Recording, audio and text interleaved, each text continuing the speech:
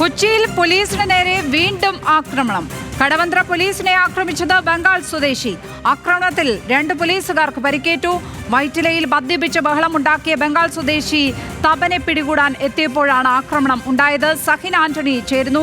സഹിൻ, ഇപ്പോൾ ഇങ്ങനെ ഒരു വാർത്ത സംസ്ഥാനത്ത് എല്ലാ ദിവസവും ഒന്നുവച്ചുണ്ട്. പ്രത്യേകിച്ചും കൊച്ചിയിൽ ഇത്തരത്തിൽ പോലീസിന് നേരെയുള്ള ആക്രമണങ്ങൾ, അതിക്രമങ്ങൾ അത് വർദ്ധിച്ചു വരുന്നതായാണ് കാണാൻ കഴിയുന്നത്.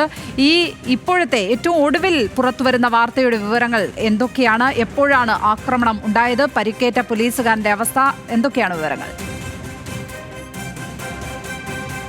ലക്ഷ്മി, ഈ ആഴ്ച ഇത് 4ാം തവണയാണ് കൊച്ചിയിൽ പോലീസുകാർ ആക്രമിക്കപ്പെടുന്നത്.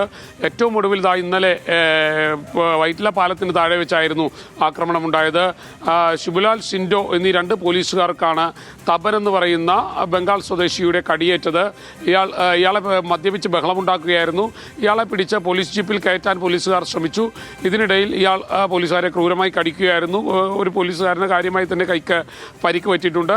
എന്തായാലും പോലീസുകാരിൽ ഒരാൾ ആശുപത്രിയിലാണ്. അപ്പോൾ തന്നെ ഈ തപൻ പോലീസിന്റെ പിടിയിലായിട്ടുണ്ട്. ഇയാൾ ഇപ്പോഴും പോലീസ് സ്റ്റേഷനിൽ വലിയ രീതിയിലുള്ള ബഹളം ഉണ്ടാക്കിക്കൊണ്ടിരിക്കുകയാണെന്നാണ് മനസ്സിലാക്കാൻ കഴിയുന്നത്. ഇയാൾ ഏതാനും നാളുകളായി ഈ ബംഗാൾ സ്വദേശി വൈറ്റില പാലത്തിന് കീഴെയാണ് താമസിക്കുന്നത്.